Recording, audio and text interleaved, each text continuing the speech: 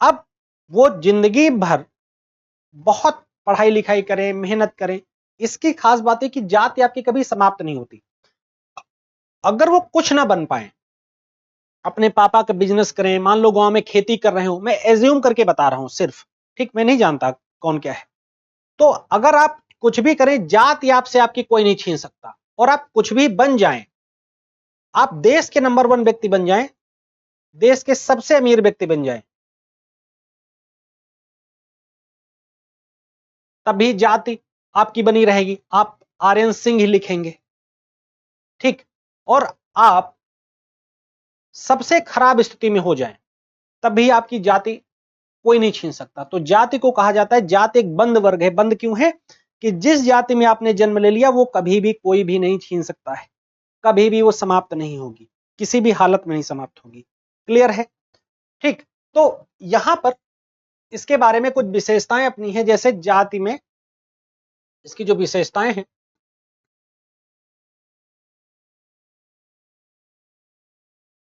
वो है, पहली विशेषता है समाज का खंडात्मक विभाजन।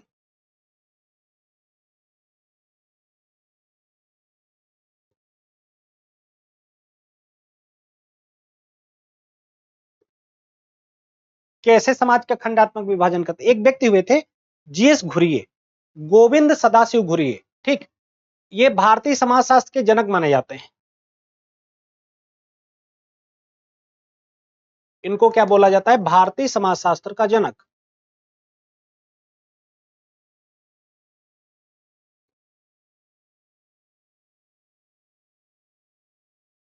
अच्छा, वैश्विक स्तर पर समाजशास्त्र के जनक कौन है? आगस्ट काम्टे हैं, आप सभी को पता ही है। लेकिन भारतीय स्तर पर जो भारत में अगर किसी ने समाजशास्त्र को बढ़ावा दिया तो यही व्यक्ति थे, जीएस घुरिये, है ना।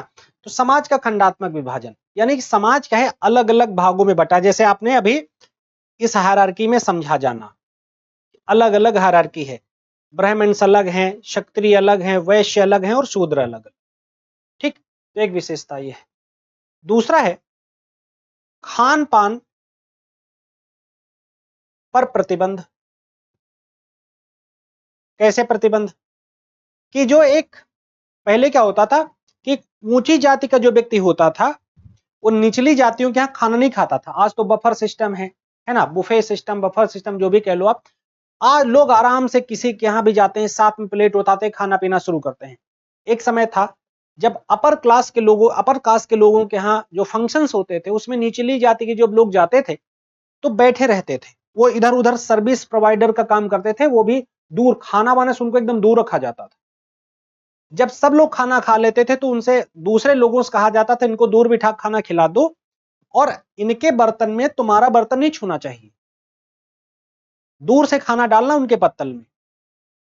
इस तरीके की चीजें हुआ करती थी, है ना। तो इस तरीके के रिस्ट्रिक्शंस थे। ठीक, फिर विवाह पर प्रतिबंध।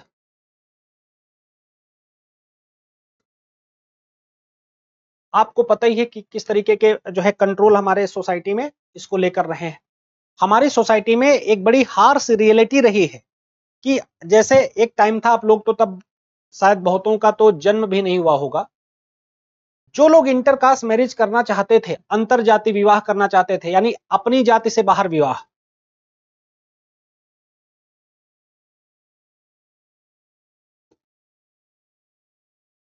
उनके साथ जानते हो क्या होता था? उनको घर में मार दिया जाता था।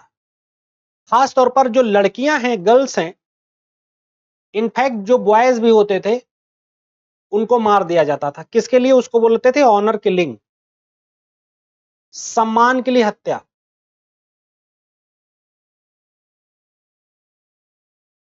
कि तुम्हारी लड़की फला जाति के लड़के से के साथ भाग गई है तो पहले तुम लोगों को हम घर से बाहर कर देंगे और तुम्हारी लड़की को भी बाहर कर देंगे, मार देंगे।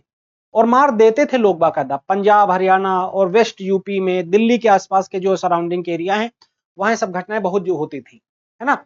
और एक खाप पंचायत का कंसेप्ट था, एक शब्द आप लोग जान लो, खाप पंचायत, है ना।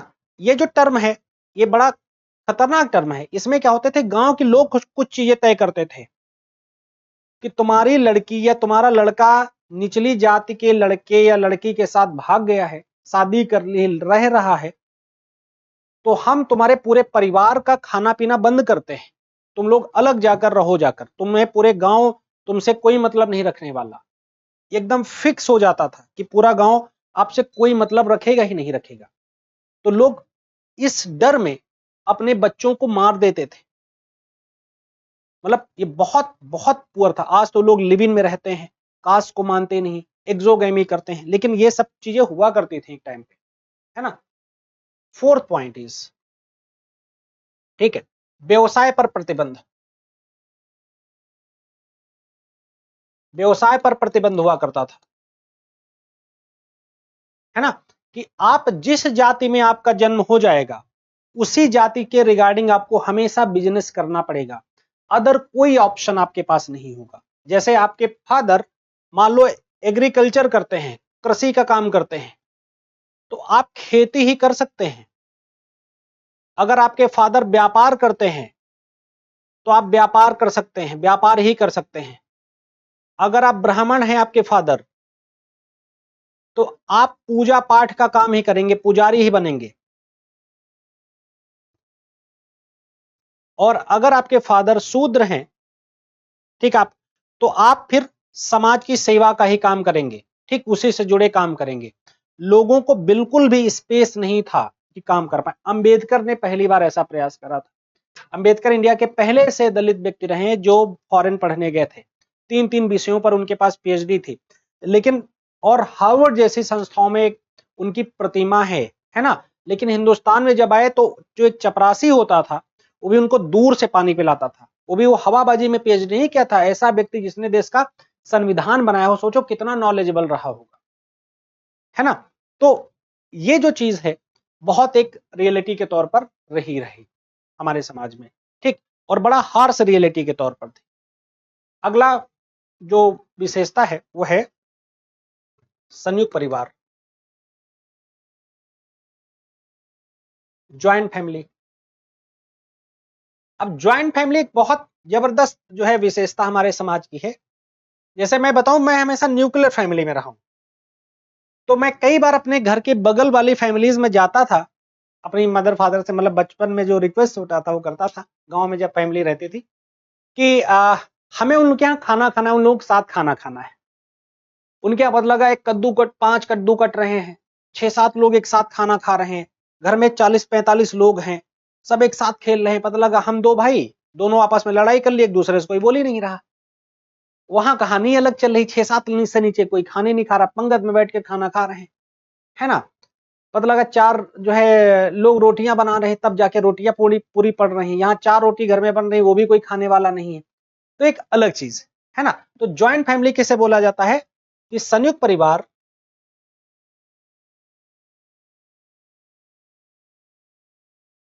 से आशय उस परिवार से है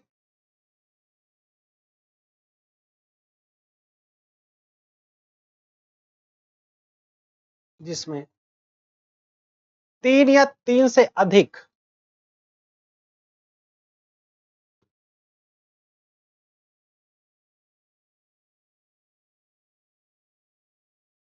पीढ़ियों के सदस्य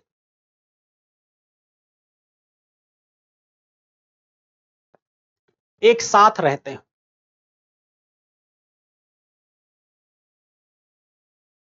जिनका एक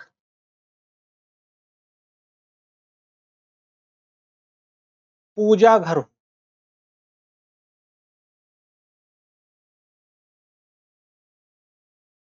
मुखिया की प्रधानता हो,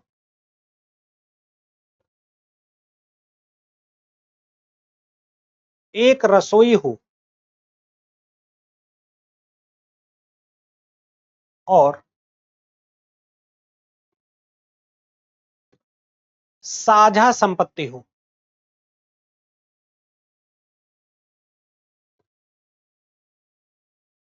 अब सोचो इतनी सारी बातें। अब एग्जाम की तैयारी को और बेहतर करने के लिए हमारे चैनल को लाइक, शेयर और सब्सक्राइब करना ना भूलें।